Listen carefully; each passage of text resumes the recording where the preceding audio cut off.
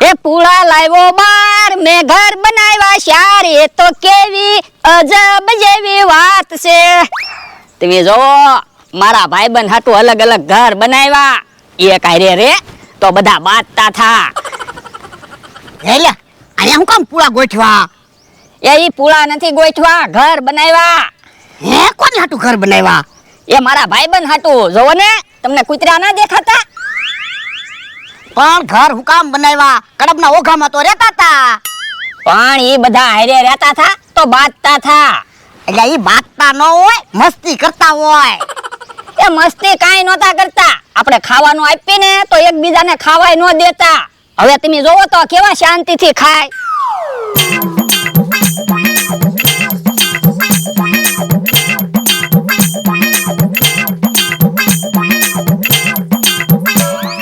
હજી એક ઘર બનાવી નાખ્યું હોત તો? હે તમારે મારા ભાઈબંધ હારે રહેવું? ઓય બાપા, મારી હાટુ નહીં, તારી હાટુ કહું. તારે તારા ભાઈબંધ હારે રહેવાય ને. તો યો ને એક ઘર બનાવી નાખું. મને તો મારા ભાઈબંધ હારે રહેવાની મજા આવે. તો વાડીનું કામ કોણ કરશે? પણ તમે કયો છો તારા ભાઈબંધ હારે રે એમ? એ તો હું ખોટું ખોટું કહું. ભલા દાદા આજ મને 5000 રૂપિયા આપજો. હું કામ? એ મારા ભાઈબંધ હાટુ બધાય ઘરમાં એક એક લાઈટ ગોઠવી દેવી છે, એક એક પંખો ગોઠવી દેવો છે અને બધાય ઘરમાં પાણીની લાઈન નાખી દેવી છે. એટલે મારા ભાઈબંધને તરસ લાગે તો પાણી પી લે ને, અને પંખાનો પવન લાગે અને અંધારાના મારા ભાઈબંધ બીવે તો નહીં. તો પણ એક એક એસી ગોઠવી દેવી તો? મને ક્યાં વાંધો છે, તો હારું જ તે ને. ઓય બાપા, આમાં એસી કે પંખા દેવું રે? ના ના. તો પછી? અને ધીમે ધીમે બોલજો, નકર મારા ભાઈબંધ બી જાય છે ને તો ખાશે નહીં. પણ ખાય તો છે.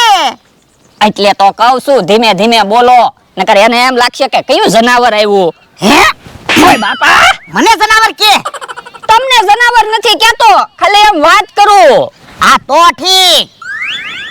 દૂધ ક્યાંથી લાવ્યો? ઓયડીમાંથી. દૂધ હું કામ લાવ્યો? સા બનાવવાની હતી. પણ થોડાક દિવસ સા નહીં પીવો તો તમે કઈ ટળી નહીં જાઓ, હારા થાશો. મારા ભાઈબંધ તો દૂધ પીવે. એ હારું. હવે તો રોજ 6 રોટલા બનાવવાના. કેમ? એ 4 રોટલા મારા ભાઈબંધ હાટુ અને 2 રોટલા આપણા. પણ તારા ભાઈબંધ ક્યાં હજી રોટલા ખાય એવડા છા? પણ રોટલા અને દૂધ ને એવું ખાય તો જલ્દી મોટા થાય ને. તમે જોઈજો મારા ભાઈબંધ મોટા થઈ જાય છે ને પછી કોઈને વાડીએ નહીં આવવા દે. હે? તો હારું જ તે ને. તો ખવડાવજે. બકુલભાઈ ને મમરાભાઈ વાડીએ આવતા બંધ થઈ જશે. હલો, હરતી ફરતી રેસ્ટોરન્ટ આવી ગઈ. રેસ્ટોરન્ટ જેને જે ખાવું હોય ગરમા ગરમ બનાવી દેવામાં આવશે. પાવભાજી, પુલાવ, સેન્ડવીચ, ઢોસા, જે ખાવું હોય ગરમા ગરમ મળી જશે. હે કેમ ભોળા દાદા ની દેખાતા નથી? ભોળા દાદા, એ ભોળા દાદા, ભોળા દાદા, એ ભોળા દાદા. જો બોલો કઈ જવાબ નથી આપતા, ક્યાં ગયા છે? હે આ બધું શું છે? જો ને રેકડીમાં રેસ્ટોરન્ટ બનાવી. કેમ? રે બધા પતંગ ઉડાડતા હોય ત્યાં પગી જવાનું, જેને જે ગરમા ગરમ ખાવું હોય એ બનાવી દેવાનું.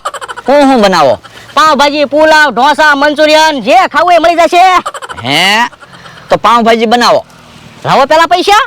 ઓનલાઈન આપી દઈશ. તમે ઓનલાઈન કે ઓફલાઈન પૈસા જ નથી આપતા. એ પૈસા હતા પણ રીલ પવરાઈ આવ્યો. જોવો ને. પણ અત્યારથી હું કામ રીલ પવરાયું? હજી તો ખેડ નિવાર છે. એમાં એવું છે, વેલા રીલ પવરાવી તો ખબર તો પડી જાય દોરી હારી છે કે નહીં, પતંગ કાપે છે કે નહીં. ખીહેડ ને જે રીલ પવરાવ્યું હોય અને દોરી ખરાબ આવી ગઈ હોય તો ખીહેડ બગડે ને. હા ઈ હાસુ. એટલે તે વેલા રીલ પવરાઈ આવ્યો. હા તો ઉડાડો પતંગ. પણ પ્રેમથી કાંઈક ખવડાવો ને. ગરમા ગરમ તવી તો ખાવો. તવી તો થોડો ખવાય. તો જાઓ પતંગ ઉડાડવા વયા જાઓ. પણ વસ્તુ નહીં વેસાય ને તો પડી રહેશે, એના કરતા મને ખવડાવો ને. ઉભા રહ્યો, એમ ક્યાંથી વસ્તુ નો વેસાય? હે ઘીની સુગંધ તો એમ આવી. હું તો પછી બધી વસ્તુ ઘીમાં બનાવું તો વસ્તુ કેમ નો વેસાય? ઈ હાસુ. હમણાં તમે જોવો પૈસા ક્યાંકથી ગોતીને આવું પછી ખાવા આવું. હે લ્યો, ઘીની સુગંધ આવી તો કેવું ખાવાનું મન થયું? એમ ભોળા દાદાની આવે છે, થોડું ઘી બાળવું પડશે. હે ઘીની સુગંધ ક્યાં આવી? અહીંથી ઘીની સુગંધ આવે. અમારી વાડીએ રેકડી નું કામ ઉભા? એ રેસ્ટોરન્ટ બનાવી. એટલે એ જે ખાવું હોય ને એ ગરમા ગરમ બનાવી દેવામાં આવશે. હું બનાવો? પાવભાજી પુલાવ ઢોસા દાબેલી સેન્ડવીચ જે ખાવું એ મળી જાહે હે હું ભાવ છે વસ્તુનો? સેન્ડવીચ ના 200 રૂપિયા. હવે એટલા બધા થોડા હોય. ઉભા રહ્યો. હે કેવી ઘીની સુગંધ આવી હો. બધી વસ્તુ ઘીમાં બનાવું તો પૈસા તો થાય ને. મને તો કાંઈ ઘીની સુગંધ આવી નહીં. તમને શરદી થઈ ગઈ છે. ભોળા દાદા સેન્ડવીચ ખાવી? ના રે ના, આપણે કાંઈ સેન્ડવીચ ખાવી ના, આપણે હમણાં ખાવાનું છે. પણ ભોળા તમે શાક રોટલા ને એવું ખાશો, પાવભાજી પુલાવ ઢોસા સેન્ડવીચ ને એવું ખાવ ને. હા એ હાસુ સેન્ડવીચ ખાવી? ના પાડીને સેન્ડવીચ નથી ખાવાની. તો પાવભાજી ખાઓ. પાવભાજી નો શું ભાવ છે? 150 રૂપિયા. હવે એટલા બધા થોડા પૈસા હોય. ઉભા રહ્યો. હે કેવી ઘીની સુગંધ આવી. પાવભાજી ખવડાવો ને. પણ આપણે હમણાં શાક રોટલા તો ખાવાના છે. પણ આપણે કઈ શાક રોટલા ઘીમાં બનાવી? ના ના, તો પછી પાવભાજી મમરાભાઈ ઘીમાં બનાવે. પાવભાજી ખવડાવો ને. એ કાંઈ ખાવું ના હાલ. હે તમે જોવો તો ખરા કેવી ઘીની સુગંધ આવે. કાંઈક ખવડાવો ને. ના પાડીને હાલ. ભોળા દાદા કાંઈક ખવડાવો ને. મમરાભાઈ તમે રેકડી લઈને જાઓ હાલ. એ હારું.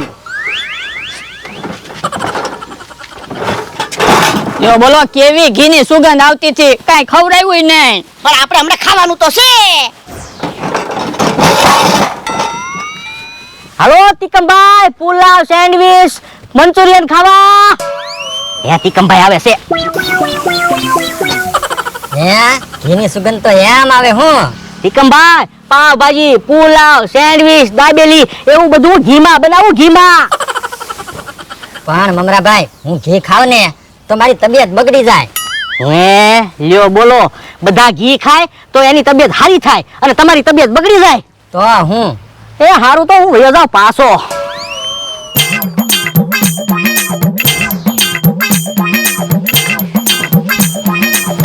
ભોળા ક્યાં છો? એ મી ખાવી છે મી. હે ઘીની સુગંધ આવી. મમરાભાઈ એક સેન્ડવિચ બનાવો. એ હારું. મમરાભાઈ સેન્ડવીચ નો બનાવતા. પણ સેન્ડવિચ ખવડાવો ને. તમે જોવો તો કેવી ઘીની સુગંધ આવે. ઓય બાપા મે ના પાડીને સેન્ડવીચ નથી ખાવાની. પણ હવે મને શાક રોટલા નહીં ભાવે. સેન્ડવિચ ખવડાવો ને. મમરાભાઈ તમને ના પડી તો રેકડી લઈને આવ્યા. જવા દો. મને એમ કે તમારે કાંઈ ખાવું હોય તો બનાવતો જાવ ને. એ અમારે કાંઈ નથી ખાવું, જાઓ. એ હારું. સેન્ડવિચ ખવડાવી હોત તો. તારે સેન્ડવીચ ખાવી કે પતંગ લેવા? પતંગ લેવા. તો સેન્ડવીચ ખાવી એમ હું કામ કે? અલે પૈસા જા પતંગ લઈ આય. એ હારું. અત્યારે 200 રૂપિયાની સેન્ડવીચ ખાઈ જાય પછી એમ કે પતંગ લેવા. મારે તો ડબલ ખર્ચો થાય ને. પતંગ ઉડાડી ઉડાડીને થાકી ગયો. હવે મમરાભાઈ પાસે જાવ અને દાબેલી કે પાવભાજી ખાઈ આવું. હે મમરાભાઈ તો આ બાજુ આવે. હું તે તમારી હારે પતંગ ઉડાડવા આવ્યો હોત ને તો હારું હતું. કેમ? તો હું રેસ્ટોરન્ટ બનાવ્યું ને એમાં તો ખોટ ગઈ. 250 ઘી બાળી દીધું તોય કોઈએ કાંઈ ખાધું નહીં. પણ અહીંયા આપણે ગામડામાં રહેવી, આ થોડું કઈ શહેર છે. મૂળ 4 જણા રહેવી એમાં કોઈ ખાય એવું છે?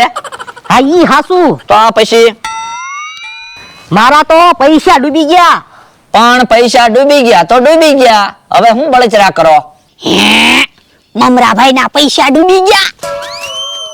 લ્યો તમે તો રેસ્ટોરન્ટ બંધ કરી દીધું તો હવે મારે તો ઘરે ખાવા જવું પડશે ને. તમને તો ખાવાનું ભાવશે, મને તો ખાવાનું નહીં ભાવે. લ્યો તો હું ઘરે ખાઈને આવું પાછો. એ હારું હું આમ બેઠો. ભોળા દાદા ભોળા દાદા. એ મારો માણા કેમ દેખાડો કરતો કરતો આવે?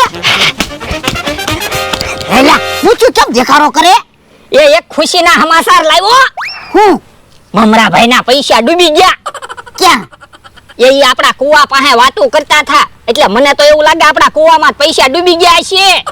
તો ધીમે ધીમે બોલ ને, કોકને ખબર પડી જાય. આ ઈ હાસુ. મને તો એવું લાગે મમરાભાઈ આપણા કુવે પાણી ભરવા ગયા છે અને પાકીટ પડી ગયું છે. પાલ તો જોવો અહીંયા બકુલભાઈ ને મમરાભાઈ વાતું કરતા હતા એટલે આપણા કુવામાં પૈસા ડૂબી ગયા છે. એ તો જા કુવામાં ઉતર અને પૈસા ગોતતા આય. પણ મને ક્યાં તરતા આવડે. તો પણ કેમ પૈસા ગોતશું? અમને તરતા આવડે જ છે ને, તમે પૈસા ગોત્યા હો ને. એ હારું.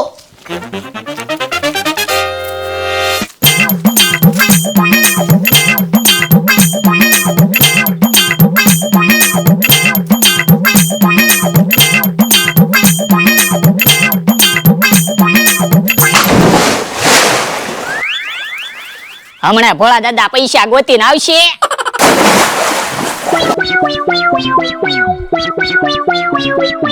હે ભોળા દાદા પૈસા જડ્યા?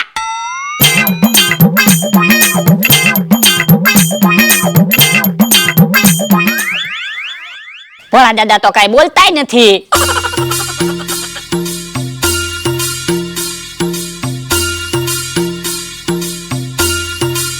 હે પૈસા જડી ગયા લાગે. ભોળા દાદા આવે છે.